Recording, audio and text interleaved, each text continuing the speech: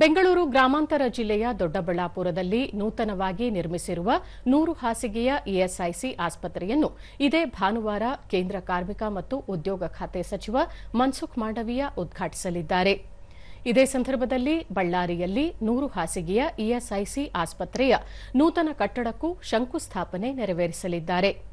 ಈ ಕುರಿತು ಕೇಂದ್ರ ಉದ್ಯೋಗ ಮತ್ತು ಕಾರ್ಮಿಕ ಸಚಿವಾಲಯ ರಾಜ್ಯದಲ್ಲಿ ಇಎಸ್ಐಸಿ ಯೋಜನೆ ಆರೋಗ್ಯ ಯೋಜನೆಯನ್ನು ಬಲವರ್ಧನೆಗೊಳಿಸುವಲ್ಲಿ ಮಹತ್ವದ ಮೈಲಿಗಲ್ಲಾಗಿದೆ. ಜೊತೆಗೆ ಆರೋಗ್ಯ ಸೇವೆ ಖಾತ್ರಿಪಡಿಸಿಕೊಳ್ಳಲು ಸಹಕಾರಿಯಾಗಿದೆ ಎಂದು ಹೇಳಿದೆ. ಬೆಂಗಳೂರು ಗ್ರಾಮಾಂತರ ಜಿಲ್ಲೆಯ ದೊಡ್ಡಬಳ್ಳಾಪುರದಲ್ಲಿ 5 ಎಕರೆಗೂ ಅಧಿಕ ಪ್ರದೇಶದಲ್ಲಿ ಇಎಸ್ಐಸಿ ಆಸ್ಪತ್ರೆಯನ್ನು 101 ಕೋಟಿ ರೂಪಾಯಿ ವೆಚ್ಚದಲ್ಲಿ ನಿರ್ಮಿಸಲಾಗಿದೆ. ಈ ಆಸ್ಪತ್ರೆ 1 ಲಕ್ಷಕ್ಕೂ ಅಧಿಕ ಕಾರ್ಮಿಕರು ಮತ್ತು ಅವರ ಕುಟುಂಬದವರಿಗೆ ಆರೋಗ್ಯ ಸೇವೆ ಒದಗಿಸಲು ಸಹಕಾರಿಯಾಗಿದೆ.